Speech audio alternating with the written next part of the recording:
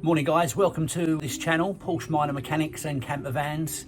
This is probably the first video that I've done involving the Porsche for well and truly over a year. Certainly the first time I've looked at it in 2024 and it's now the end of Feb. My vehicle's been partially off the ground to try and eliminate some pressure on the tyres and suspension, etc.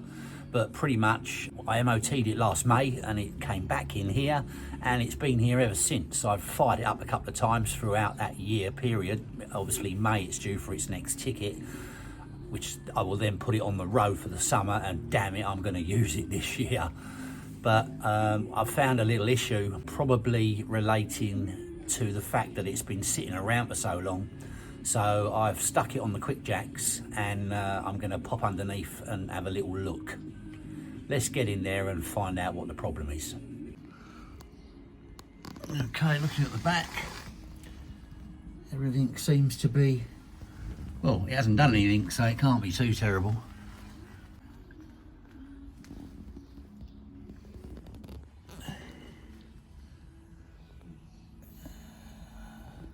Belt and water pump were all new last year, maybe year before now.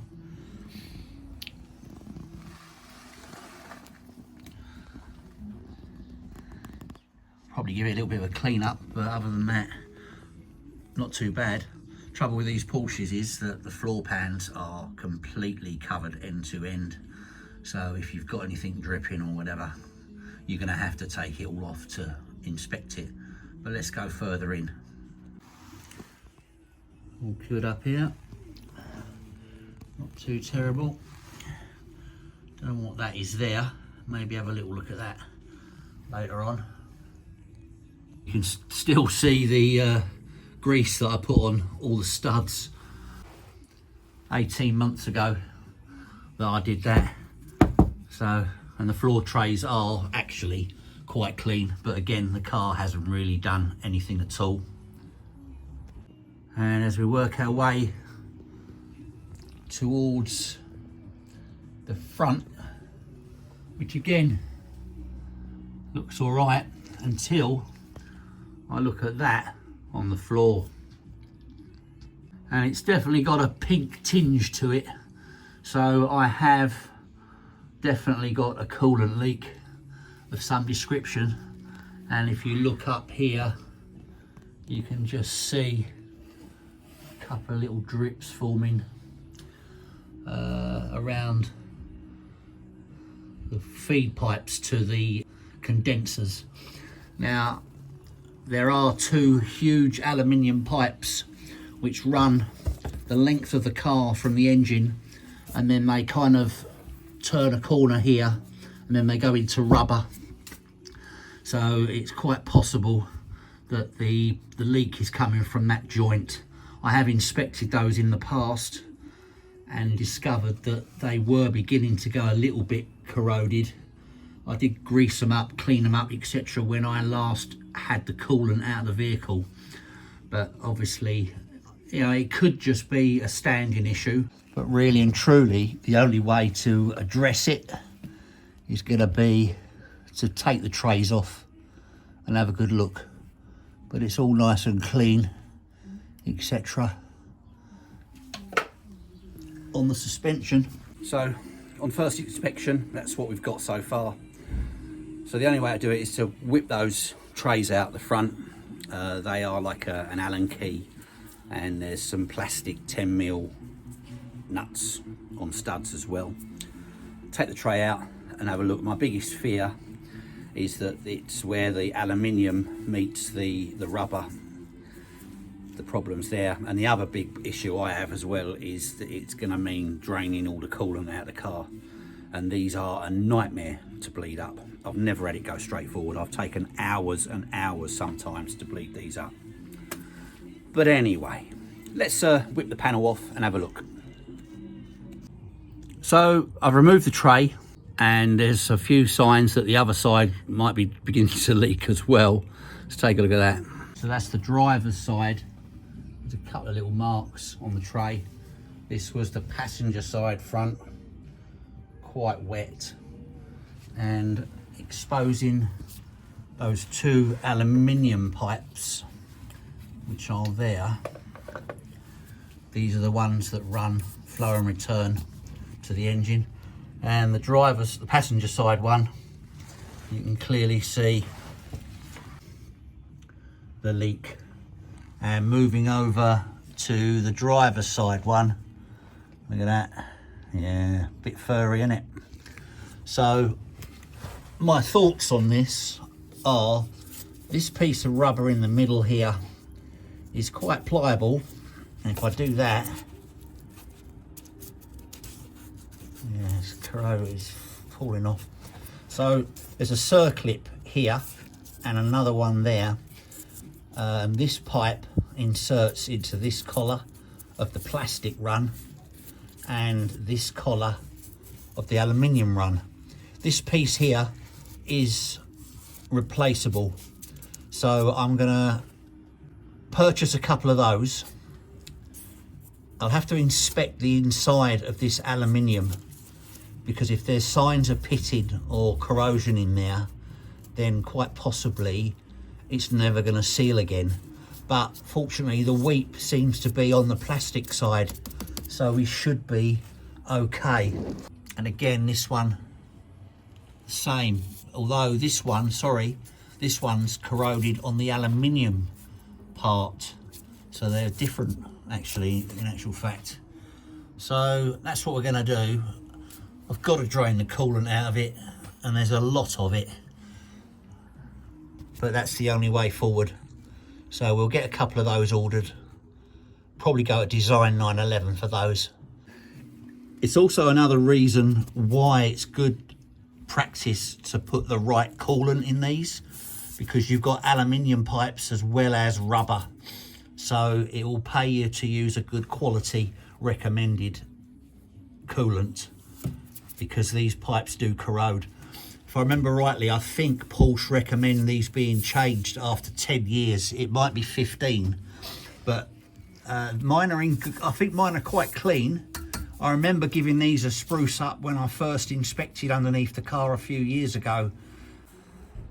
So I've just got onto Design 911, and those two little bits of rubber that join the alley to the plastic pipe work are available, and the pair came to 55 quid. He did recommend putting the entire kit on, which involves the alley pipes, etc. And he's right, but I just don't want to do it this side of the summer. My alley pipes appear in good condition. If when I take it apart, those collars inside the aluminium are pitted, then I might be forced to do it anyway, because I just don't think they'll ever seal up properly again. Anyway, we'll wait for those to come in, then we'll drain the coolant out and have a look.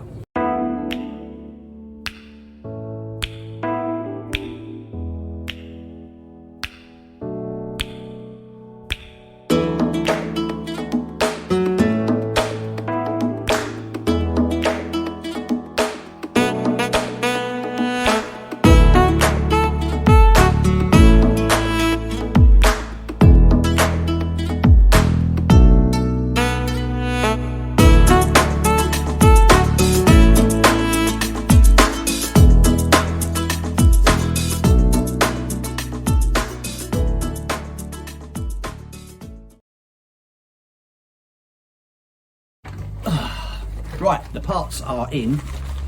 Some time has passed since first diagnosing where the problem lay on the water system. Went to Design 911. Got to be honest, I had a little problem initially, despite describing the parts. There's your part number there. They're universal, the same one goes both sides. We do have a pair. No point in just replacing one. They were a bit both weaky anyway. Despite describing that with the metal collars on it that push into the plastic side and push into the aluminium side, they still sent me the wrong parts. Now, these came a week or so later, but there was another issue, and I've had it before with them on their returns. They almost don't want you to send anything back. But anyway, their attitude was, well, you might as well keep them, the other ones, because you're going to need them at some point. Well, bully for you.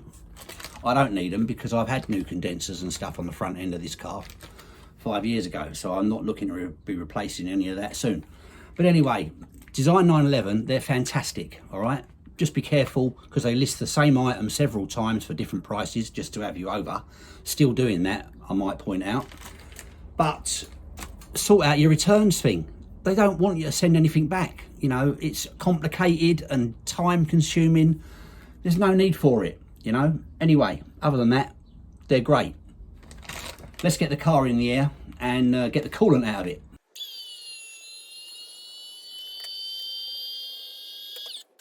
Right, we're jacked up. Just a quick look at the offending articles. This is the pipe we're replacing. Goes into the plastic there with an aluminium collar, and then the aluminium collar slots into this one. We're doing both sides. Ironically, when I found it, it was weeping. It hasn't weeped since. I've run it a couple of times, haven't been out on the road with it, but I've run it up a few times. But nevertheless, I'm going to replace them both anyway. So I'm going to remove the coolant, and I am probably going to do it the quick way in this case and try and separate one of these joints by removing the spring clip either side, separating it, and then the whole lot's just going to come gushing out. There is a plastic clamp around the pipe here, and there's a 10mm bolt just the back behind it. So I'm going to loosen that because the pipe's going to need to have a bit of movement on it. It's coming out nice and easy.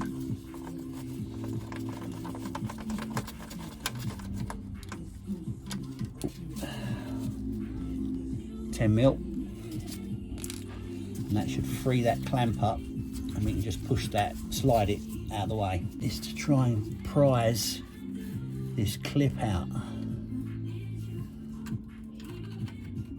Oh, it's not that tight, is it?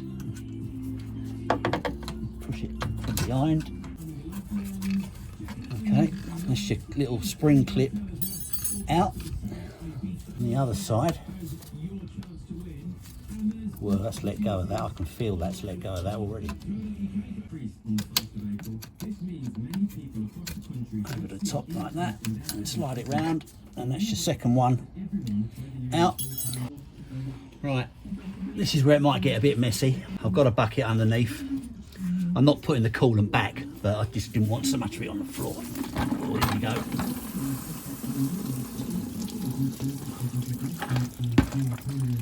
That's nice. There's a lot of coolant in there.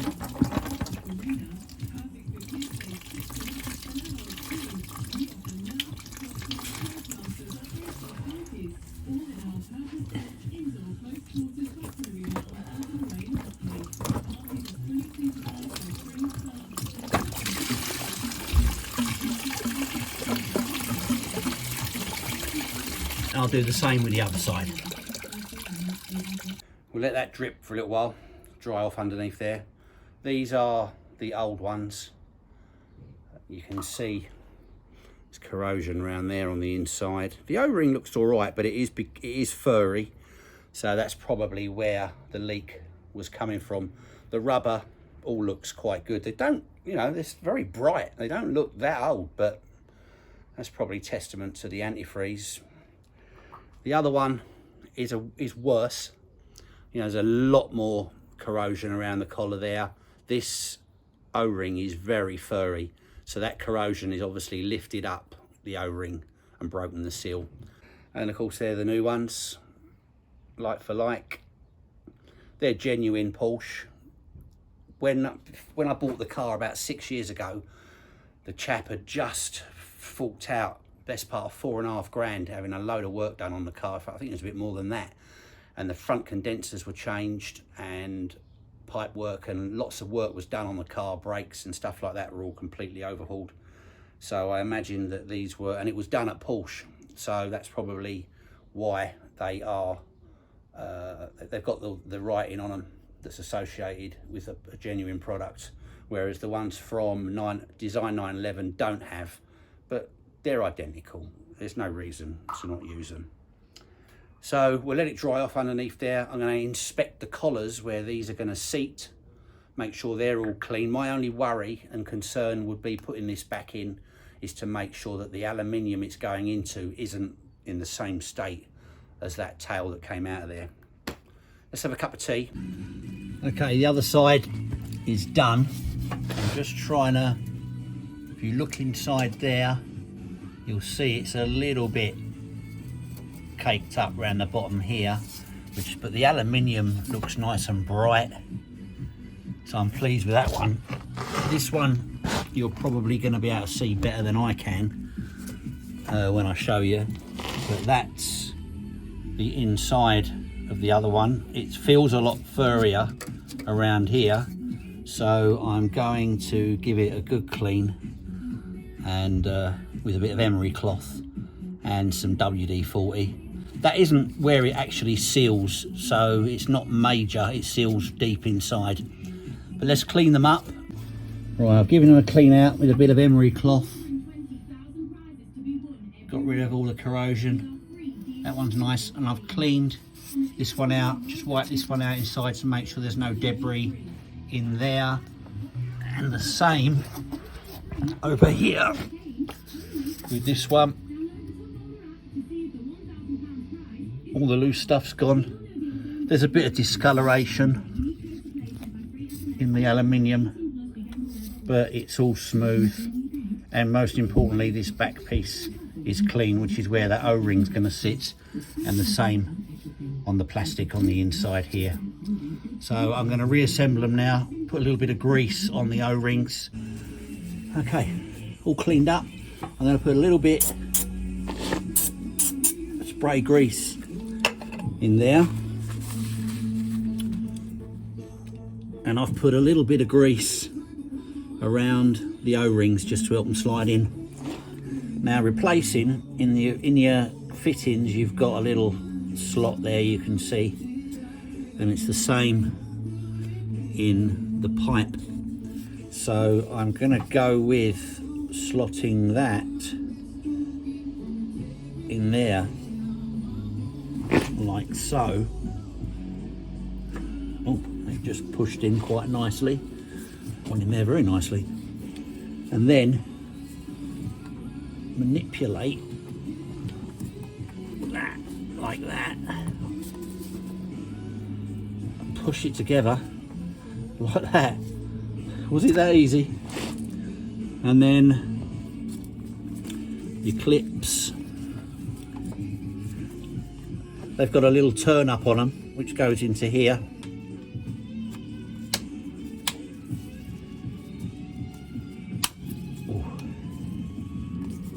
I don't think. Oh, I think it is.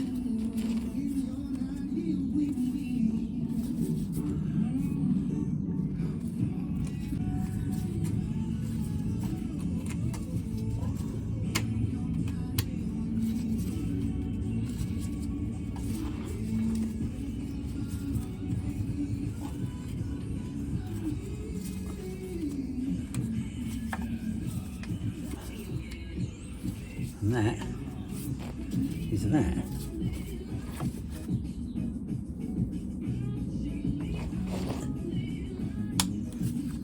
Oh, that felt better. That one snapped in. So I'm giving them a push inwards.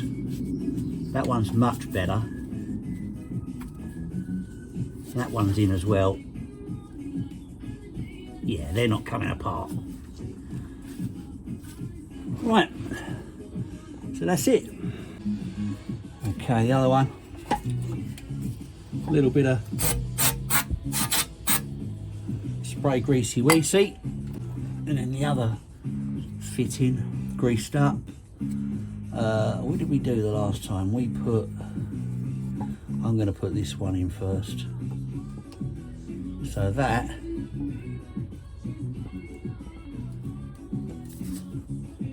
that's interesting. This one feels completely different. There you go. Give it a little twist on the way in on that one, just to make sure you don't pinch the O-ring or anything like that. And then, like that, and they just pop together like that. And then your clips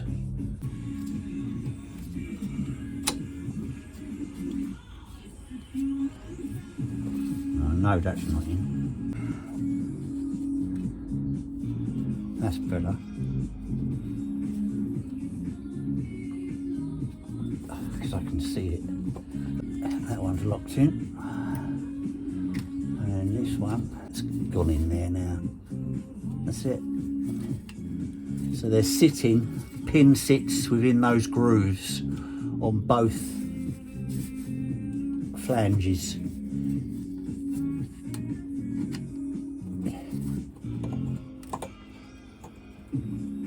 That's it. Okay.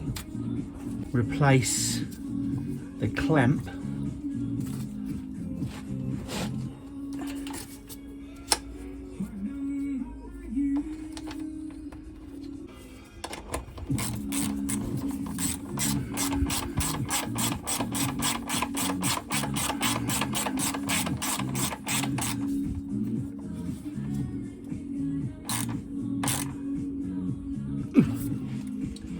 And the same this side. This one, the clip is slightly different in that it carries another pipe as well. So hopefully, hang on, you should be able to see there's a little pipe sitting on top of this one here. Just about make that out there. Goes under there like that, and then the pipe sits in there. Hang on, like that. That's it. I'll show you from the front in a wee second.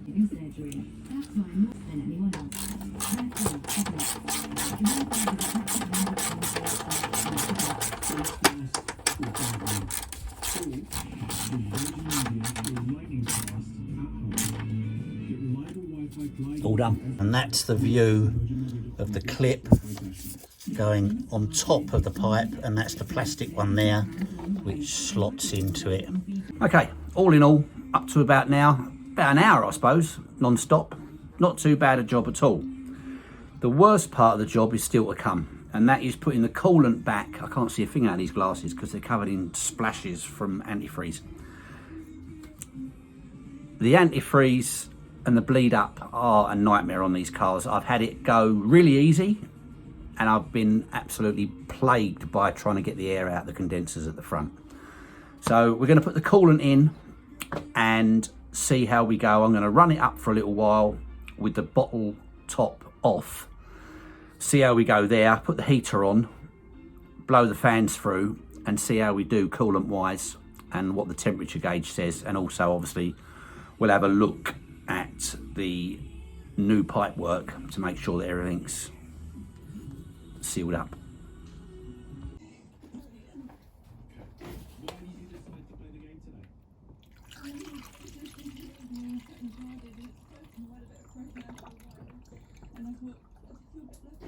Okay, in the car, I filled up to the reservoir bottle. Didn't take a lot, so I know there's an airlock in there. Turn the key, put the temperature up on full, high and full fan, and gonna go and check what the reservoir bottle's doing now. Now I had to top the bottle up a bit after I started it, but I got to say I'm a bit shocked at the moment because I've actually got quite hot air coming out of the blowers. The fans on the front condensers kicked in a few seconds ago but have now gone off.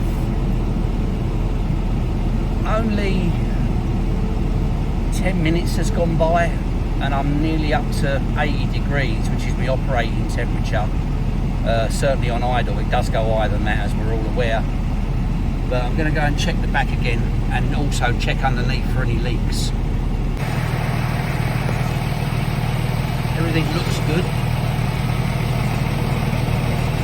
And there you go, the blowers. They're kicking in.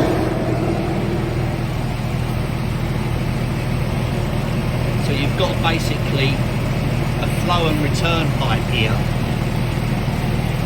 The driver's side front is your flow pipe from the engine, so that one's going to get hot first, and it is not hot, but it's warm. And then your return pipe is on the passenger side, but I'm not getting any, I can't feel anything warm wise on that, so we'll have to wait and see what's going on. Well, I definitely spoke too soon. I don't know if you can hear this.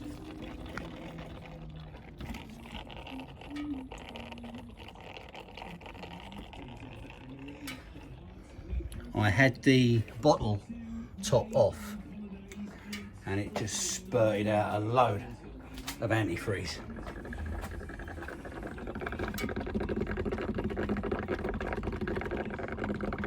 You can hear it gurgling away. I'm going to let it settle down and we'll top it up again.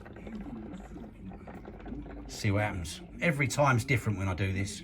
Okay, the fans are still running on and off. In here, behind the front wheels, you will find a pipe with a push fit on it. If you push your finger on it, release it slowly because the water could be hot.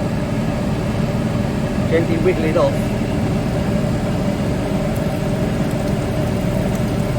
Now that water's coming out of there really, really hot. The fans are increasing now.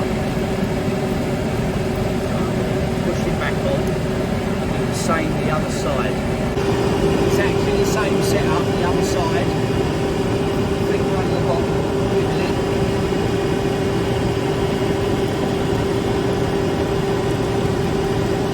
See there's a bit of air coming out of it. Back. Still blowing really hot air in here. Temperature gauge is just over 80. Now, if the first way hasn't worked, the way I did it the last time was if you remove the inner front wheel arch, there's 2 bolts up here, and there's about 3 underneath here. Take those off. And at the top of the radiator there's this pipe here. It's got a little press button on it. Push that, pull it off, run the car up, and that will allow you to get all the air out of the very top of the radiator system if that's where the air's lying. Exactly same on the other side. Just see that little blue button on the end of this pipe here. Push it, pull it off. Well, I'm all but out of coolant now, but I'm going to have one last go, and I have pulled those 2 pipes off the tops of the radiators and a lot of air came out, and I've got my heat back through my blowers inside, which I lost part of the way through.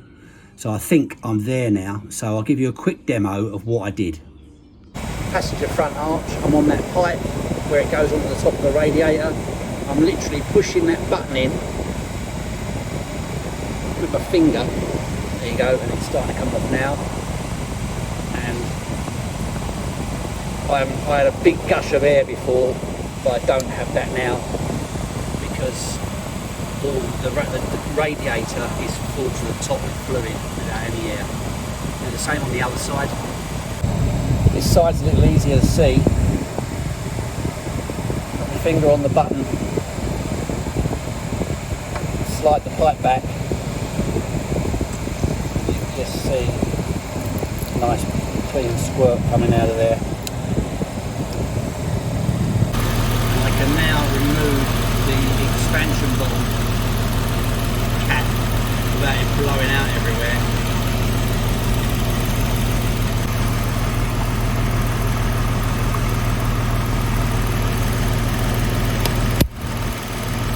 That there is a pressure release key.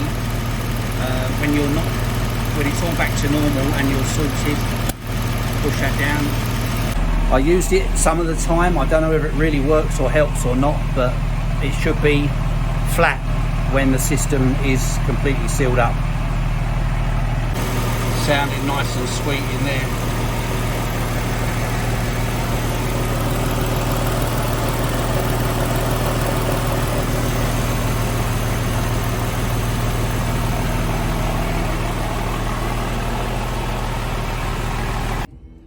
And underneath the two new joints, I can't get under it, it's soaking wet. Two new joints, all nice and tighty, no leaky weekies, coolant dripping from everywhere. Gotta have a bit of a clean up now. Couple of points. You need more coolant than you actually think you're going to need, because I wasted loads.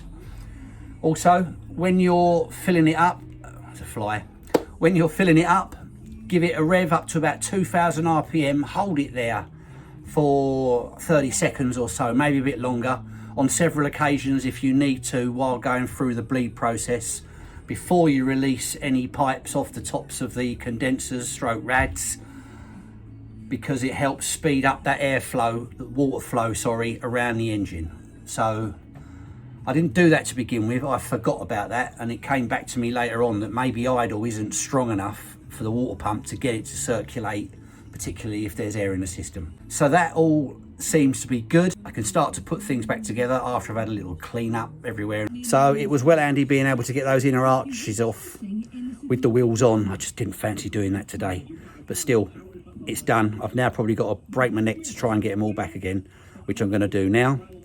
So thanks for watching. I hope that's of assistance to you and helps you out. Any comments, any little techniques with regards to bleeding them up, let me know. That's the third time I've done it. When I changed the thermostat, I had to do it. When I changed the water pump, I had to do it. And of course now, having replaced those elbow hose tails, I've had to do it. But this was by far the worst. Maybe I should have gone straight for the top of the condensers to let the air out straight away, rather than trying to do it with those little intermediate ones that are just behind the wheels. But still, there you go. And also, don't forget, give it a little rev up. That'll help it as well. Thanks for watching. Hope you enjoyed that. Like and subscribe. Don't forget your comments. Catch you soon on another one. MOT's due soon, so I'm going to be getting it ready to go down the garage. And this year, it is going to be on the road for sure. Take care. Thanks for watching. Bye for now. Well, thank God that job's done. Oh, wait a minute. I've got to pull all the trays back. Jeepers.